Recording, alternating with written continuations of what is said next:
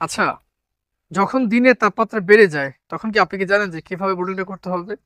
যখন ১ থেকে ৭ দিন পর্যন্ত যে তাপমাত্রা আর্দ্রতা পরিচর্যা যে মেইনটেইন করতে হয়, যে ম্যানেজমেন্ট যেটা করতে হয় বা বায়ু শক্তিশালী করতে হবে, বায়ুর যে ম্যানেজমেন্ট আছে এটা যখন আপনাকে ম্যানেজমেন্ট করার যে ব্যাপারটা এটা যখন আপনি শনাক্ত করতে যাবেন, তখন কি আপনি জানেন যখন এই আবহাওয়া যখন রৌদ্র বেড়ে যাবে তখন আপনাকে এই ব্রুডিংটা করতে হবে? সেটা মূলত আজকে জানাবো আমাদের ভিডিওতে। সুপ্রিয় দর্শক, আসসালামু আলাইকুম। স্বাগত জানাচ্ছি তাকো হাসির খামার ইউটিউব চ্যানেলের নতুন একটি ভিডিওতে। আজকে আপনাদেরকে একটা ধারণা দেওয়ার চেষ্টা ইনশাআল্লাহ করব, যখন দিনের সূর্যের তাপমাত্রা বেড়ে যাবে, আবার দেখা গেল ওইদিকে ১ দিক থেকে ৭ দিন পর্যন্ত তাপমাত্রা মেইনটেইন করতে হবে। তাহলে সূর্যের আলোতে কি যে তাপমাত্রা আছে স্বাভাবিক প্রাকৃতিক তাপমাত্রা সেটা কি চলবে নাকি লাইট আলো দিতে হবে? বা যখন গরম বেশি সবচেয়ে বেশি গরম হয়ে যাবে বা ঘরে দুর্গন্ধ সৃষ্টি হয়ে যাবে তখন কিভাবে একটা ব্রুডিংটা করতে পারেন? সেটা জানাবো আমাদের আজকের ভিডিওতে। সুপ্রিয় দর্শক, পুরো ভিডিও জুড়ে আমি আছি গোলাম রাব্বি, দেখছেন তাকেও হাসির খামার ইউটিউব চ্যানেল। সাবস্ক্রাইব করে সঙ্গে থাকুন। যখন আপনি সকালবেলা যখন আপনি হাঁসের খামারে ব্রুডিংটা আপনি সেই যখন আপনি শুরু করতে যাবেন, তখনই আপনাকে প্রাথমিক যে বিষয়টা দেখতে হবে যে সূর্যের তাপমাত্রা বেড়ে গিয়েছে কিনা বা অতিরিক্ত তাপমাত্রা বেড়ে গিয়েছে কিনা এবং গরম বেশি হচ্ছে কিনা, ঘরে দুর্গন্ধ সৃষ্টি হচ্ছে কিনা, সেটা হচ্ছে আপনাদেরকে দেখতে হবে। অর্থাৎ আপনাকে বায়ো সিকিউরিটি আরো শক্তিশালী করতে হবে। আমি আপনার যে তথ্যগুলো আজকে দিব সেগুলো আমার মনে হয় পুরো ভিডিও শুরু থেকে শেষ পর্যন্ত আপনি যখন দেখবেন পুরো ব্যাপারটা আপনার কাছে ক্লিয়ার মনে হবে। যদি হঠাৎ করে স্কিপ করে আপনি চলে যান তাহলে হয়তো একটু মিস্টেক হয়ে যেতে পারে। তো আমি আপনাকে রিকোয়েস্ট করব আল্লাহর রহমতে এবং পুরো ভিডিওটা জুড়ে আমাদের সাথে থাকেন ইনশাআল্লাহ। দর্শক, বায়ো সিকিউরিটি। বায়ো সিকিউরিটি যখন আপনি শক্তিশালী করতে যাবেন, কি ধরনের ম্যানেজমেন্ট আপনি করবেন? কি ধরনের নিষেধাজ্ঞা, কি ধরনের অ্যালাও আপনি যে জিনিসগুলো অ্যালাও করবেন, কোনগুলো আপনি নট অ্যালাও করবেন, এগুলো আপনাকে জানতে হবে। প্রথমত হলো মানুষের আসা যাওয়া আপনাকে কমায় দিতে হবে।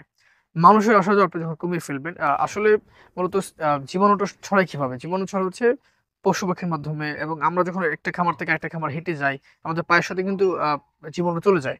অর্থাৎ ভাইরাস ছড়াতে পারে। এগুলো আপনাকে সিকিউরিটি করতে হবে। বা ম্যানেজমেন্ট আপনাকে একটু খেয়াল রাখতে হবে খামারটা। কোন লোক খুব বেশি যেন আসা যাওয়া না করে এটা আপনাকে দেখতে হবে। প্লাস যখন দেখবেন যে হাঁসের বাচ্চার বা দিনের বেলায় সে বাচ্চা ব্রুডিং এর সময় রোদের তাপমাত্রা যখন বেড়ে যাবে, তখন আপনাকে কাজ হলো আশেপাশে ঘরটার যে পর্দাগুলো আছে সেগুলো হচ্ছে আপনাকে তুলে ফেলা। অর্থাৎ আলো বাতাস যেভাবে আসতে পারে সেটা হচ্ছে দেওয়া। আর আর প্রাকৃতিক সূর্যের তাপমাত্রা যেটা আছে এটা কিন্তু আপনাকে ভালো একটা কাজে দিবে। যদি দেখেন তাপমাত্রা বেশি তাহলে এখানে আর লাইট আপনাকে দিতে হচ্ছে না। এরপরেও আপনাকে যদি লাইট দিতে হয় তাহলে আপনি কিভাবে বুঝবেন যে আমার খামারে এখন লাইটের প্রয়োজন আছে? সেটা হলো দেখবেন যে সবগুলো বাচ্চা এইভাবে এখানে একটা জমাট বেঁধে আছে, এখানে জমাট বেঁধে আছে। যদি জমাট বেঁধে থাকে তাহলে হচ্ছে আপনাকে আ তাপমাত্রা বা হারিকেন বা লাইট একটু জ্বালিয়ে দিতে হবে সূর্য থাকলেও। এখন আমার বাচ্চা ধরেন, এখন অনেকের বাচ্চা ধরেন ১০ দিন, ১৫ দিন। আমরা তো ১ থেকে ৭ দিন পর্যন্ত যে মেইনটেইনটা সেটা আপনাদেরকে বললাম, তাপমাত্রাটা, আর্দ্রতাটা। তাহলে আপনি যদি ১০ দিন বয়স পার হয়েছে তখন আপনি কি করতে পারেন? এখন হচ্ছে আপনার খামারের জায়গায় অবশ্যই এরকম একটা পরিবেশের জায়গা আছে। আছে না? অবশ্যই আছে। আর না থাকলে আপনি এখানে চাইলে মাঝখানে তিরপল দিতে পারেন। উপরে তিরপল দিয়ে বিয়ে বাড়িতে দেখেন না যেরকম হয় ম্যানেজমেন্টের সময় বা ইভেন্টের সময়, উপরে তিরপল দিয়ে আপনি নিচে আপনার হাঁসের বাচ্চাটা আপনি ব্রুডিং করতে পারেন। এর পাশাপাশি আপনি কিছু ওষুধ খাওয়াতে পারেন হাঁসের বাচ্চা দুর্বল কাটানোর জন্য। এটা হচ্ছে লাইসোভিট বা এনার্জিসি, রানাসি, গ্লুকোজ, এনার্জি প্লাস এই জাতীয় কিছু ওষুধ আছে। পায়খানা ক্লিয়ার হওয়ার জন্য 2 প্লাস আছে, শেফাভিট আছে। এইগুলো বেশ কিছু ওষুধ আপনি ব্যবহার করতে পারেন ব্রুডিং ২য় সপ্তাহে আরকি। তাহলে দেখবেন যে আপনার বাচ্চা থাকবে সুস্থ এবং স্বাভাবিক। আরেকটা হলো, আমরা যখন আপনাদের কাছে হাঁসের বাচ্চা ডেলিভারি করে পাঠাই, হুট করে কিন্তু আপনারা দেখে গেল যে খাবার-টাবার দিয়ে ফেলেন হুট করে, এগুলো কখনো করবেন না। আমার বাচ্চাটাকে যখন ডেলিভারির পর আরকি। আমরা যখন আপ আম আপ আম এই যেমন আমাদের কাছে ব্রুডিং এর বাচ্চা আছে, আমরা তো আজকে ডেলিভারি করব, তাই না? তো ডেলিভারি করার পরে আপনি কি করতে পারেন? আপনি কি সরাসরি কি ফিড দিয়ে ফেলবেন না? আগে একটু গ্লুকোজ পানি খাওয়ান, একটু স্যালাইন খাওয়ান, একটু স্বস্তি পাক, একটু শরীরটা ভালো থাকুক, একটু ক্লিয়ার হোক। অনেক জার্নি করে আসছে দূর-দূরান্ত থেকে। হয়ে গেলে তারপরে আপনি খাবারটা দিতে পারবেন। তো এগুলো বেশ কিছু বিষয় আপনি যখন খেয়াল করে ফেলবেন, মানুষ আসা যাওয়া আপনি কম করে ফেলবেন এবং খামারের ভিতরে যে জুতাগুলো রাখবে, সেই জুতাগুলো আপনি খামারের ভিতরে রাখবেন, এগুলো বাহিরে নিবেন না। বাইরের জুতা আপনি খামারে নিবেন না। এবং পোশাকের ক্ষেত্রেও এগুলো একটু মেইনটেইন করবেন। যে পোশাকটা খামারের ভিতরে রাখা হয় সেটা ভিতরে রাখবেন। বাহিরে আনার দরকার নাই। বাহিরে পোশাক খামারে ঢোকানোর দরকার নাই। এই দিকগুলো যখন আপনি খেয়াল করে ফেলবেন, আপনার বায়ো সিকিউরিটি একটু মেইনটেইন হয়ে যাবে। দেখবেন যে আপনার হাঁসের বাচ্চাটা মরে যাওয়ার সম্ভাবনা অনেকটা কমে যাবে। দেখেন, বেঁচে থাকবে বলে এটা সিউর আমি নিশ্চয়তা দিতে পারছি না। এটা আল্লাহ তাআলার উপর ডিপেন্ড করে।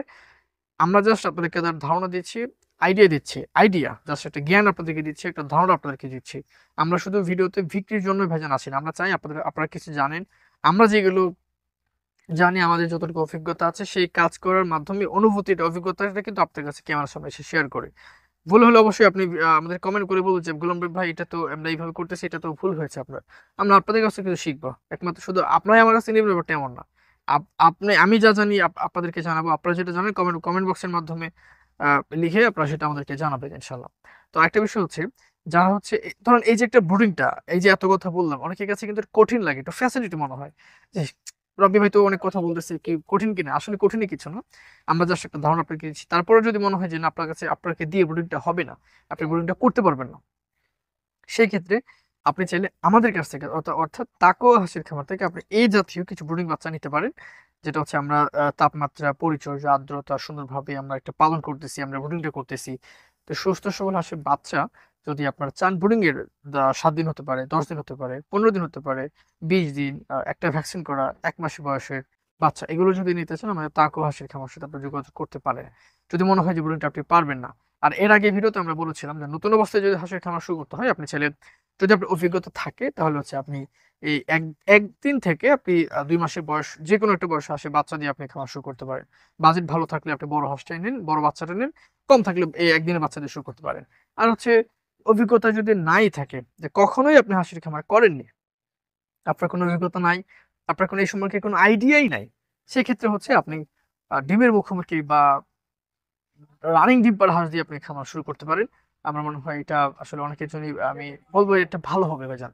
কারণ শুধু ১ম এই একটু রিস্ক নেওয়া দরকার নেই। সুস্থ সবল ভ্যাকসিনেশন হাঁসটা যেটা আছে অভিজ্ঞতা যাদের নাই। আর অভিজ্ঞতা থাকলে তো আপনি যেকোনো হাঁসের বাচ্চা দিয়ে আপনি শুরু করতে পারেন।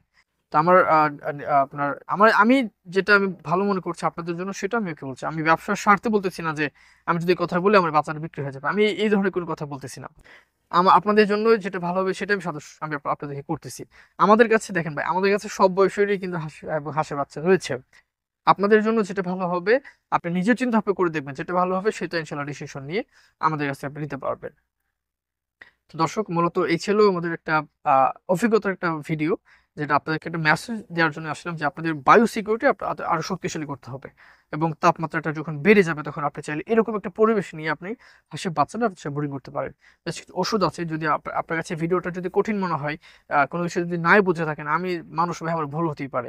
আমাদের মেসেজ করতে পারেন WhatsApp এ, ইমোতে মেসেজ করতে পারেন। নাম্বারে কল করতে পারেন। আমরা আপনাদেরকে চেষ্টা করব আপনাদেরকে আরো বোঝানোর জন্য। আরো যদি কোনো প্রশ্ন থেকে থাকে, যদি কিছু না বুঝে থাকেন আপনি কমেন্ট বক্সে লিখে যান। আমরা সেটার মাধ্যমে রিপ্লাই ইনশাআল্লাহ করব। তো বায়োসিকিউরিটি এইগুলো একটু খেয়াল রাখবেন।